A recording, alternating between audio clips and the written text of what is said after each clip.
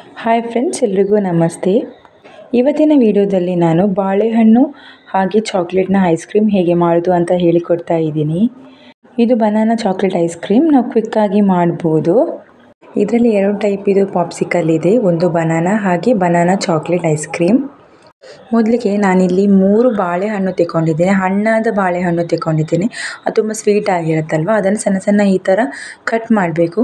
ಆಮೇಲೆ ಮಿಕ್ಸರ್ ಜಾರಿಗೆ ಆ್ಯಡ್ ಮಾಡಬೇಕು. ತುಂಬಾ ಸಿಂಪಲ್, ಬೇಗ ಮಾಡ್ಬೋದು. ಕಟ್ ಮಾಡಿಟ್ಟಂತಹ ಬಾಳೆಹಣ್ಣು ಹಾಕಿ ಆಮೇಲೆ 1 ಸ್ಪೂನಷ್ಟು ಹನಿ ಹಾಕಿದ್ದೇನೆ. ನಾನಿಲ್ಲಿ ಸಕ್ಕರೆ ಯೂಸ್ ಮಾಡಿಲ್ಲ. 1 ಸ್ಪೂನಷ್ಟು ಹನಿ ಹಾಕಿ ಸ್ವಲ್ಪ ಹಾಲು ಹಾಕಬೇಕು. ತುಂಬ ಹಾಕಬಾರ್ದು, ಅಂದರೆ ನೀರು ಟೈಪ್ ಆಗಬಾರ್ದು, ಸ್ವಲ್ಪ ದಪ್ಪ ಇರಬೇಕು. ಇದನ್ನು ಚೆನ್ನಾಗಿ ಗ್ರೈಂಡ್ ಮಾಡಬೇಕು. ನೋಡಿ, ನಾನಿಲ್ಲಿ ಐಸ್ ಕ್ರೀಮ್ ಮೋಲ್ಡ್ ಆನ್ಲೈನಲ್ಲಿ ಆರ್ಡ್ರ್ ಮಾಡಿದ್ದೆ.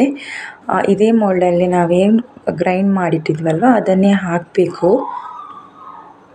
ಈ ಥರ ಹಾಕಬೇಕು. ತುಂಬ ತೆಳು ಆಗಬಾರ್ದು, ದಪ್ಪ ಇದ್ದರೆ ಟೇಸ್ಟ್ ಒಳ್ಳೆಯದಾಗತ್ತೆ. ನಮಗೆ ಖಾಲಿ ಬಾಳೆಹಣ್ಣಿದು ಪಾಪ್ಸಿಕಲ್ ಬೇಕಿದ್ದರೆ ಈ ಥರ ಮಾಡಿದ್ರಾಯಿತು, ಇಷ್ಟೇ ಮಾಡಿದ್ರಾಯಿತು.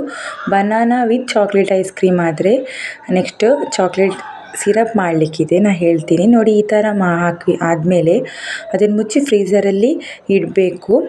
ಒಂದು 5 to 6 ಆದರೂ ಟೈಮ್ ಬೇಕಾಗತ್ತೆ.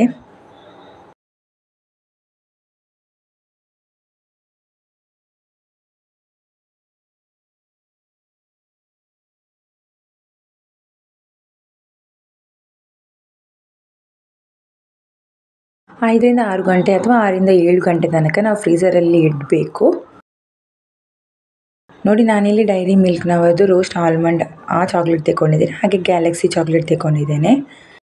ಈ 2 ಚಾಕ್ಲೇಟ್ ತೆಗೊಂಡು, ನಿಮಗೆ ಡಾರ್ಕ್ ಚಾಕ್ಲೇಟ್ ಯಾವುದೂ ಇದ್ದರೂ ಅದನ್ನು ಯೂಸ್ ಮಾಡ್ಬೋದು. ತುಂಬ ಚಾಕ್ಲೇಟ್ ಇದ್ದರೆ ತುಂಬ ಇನ್ನೂ ಕೂಡ ದಪ್ಪ ಬರುತ್ತೆ. ನಾನು ಇಷ್ಟು ಚಾಕ್ಲೇಟ್ ತೆಗೊಂಡಿದ್ದೇನೆ.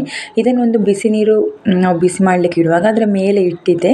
ಅದು ಸ್ವಲ್ಪ ತುಂಬ ಹೊತ್ತು ಇಡಬೇಕು, ಆಗ ಮೆಲ್ಟ್ ಆಗುತ್ತೆ. ನೋಡಿ, ಈ ಥರ ಸ್ವಲ್ಪ ಹೊತ್ತು ನೀರಲ್ಲಿ ಡಿಪ್ ಮಾಡಬೇಕು, ಆಗ ಬೇಗ ಬರುತ್ತೆ.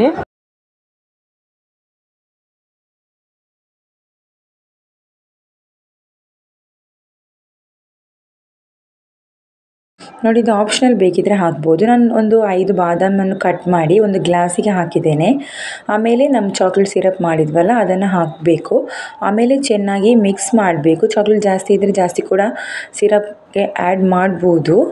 ಇಷ್ಟನ್ನು ಹಾಕಿ ಚೆನ್ನಾಗಿ ಮಿಕ್ಸ್ ಮಾಡಬೇಕು.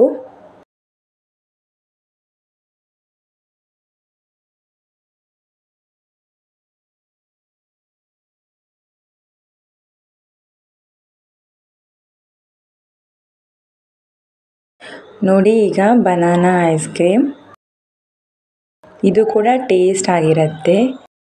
ಇನ್ನು ಈ ಐಸ್ ಕ್ಯಾಂಡಿಯನ್ನು ನಾವು ಚಾಕ್ಲೇಟ್ ಸಿರಪ್ ಮಾಡಿದ್ವಲ್ಲ ಅದಕ್ಕೆ ಡಿಪ್ ಮಾಡಬೇಕು. ನೀವು ನೋಡ್ಬೋದು, ನಾನಿಲ್ಲಿ 2 ಐಸ್ ಕ್ಯಾಂಡಿಗೆ ಈ ಥರ ಡಿಪ್ ಮಾಡಿದ್ದೇನೆ.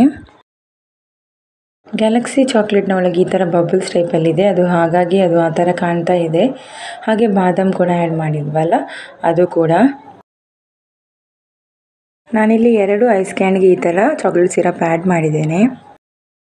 ಇದನ್ನು ಪ್ಲೇಟಲ್ಲಿ ಇಟ್ಟು ಫ್ರೀಝರಲ್ಲಿ ಇಟ್ಟರೆ ಬ್ಯಾಕ್ ಸೈಡ್ ಫ್ಲ್ಯಾಟಾಗಿ ಬರುತ್ತೆ. ಹಾಗಾಗಿ ಸೇಮ್ ಐಸ್ ಕ್ಯಾಂಡಿ ಮೋಲ್ಡಲ್ಲಿ ಇಟ್ಟರೆ ಸೇಮ್ ಚೊಕೋಬಾರ್ ಥರನೇ ಬರುತ್ತೆ. ನೋಡಿ, banana chocolate ice cream ready ಆಗಿದೆ. ಹೇಗಾಗಿದೆ ಅಂತ ಹೇಳಿ. ಈಸಿ ಆ್ಯಂಡ್ ಸಿಂಪಲ್ ರೆಸಿಪಿ ಇಷ್ಟ ಆದರೆ ಪ್ಲೀಸ್ ಲೈಕ್ ಮಾಡಿ. Thank you.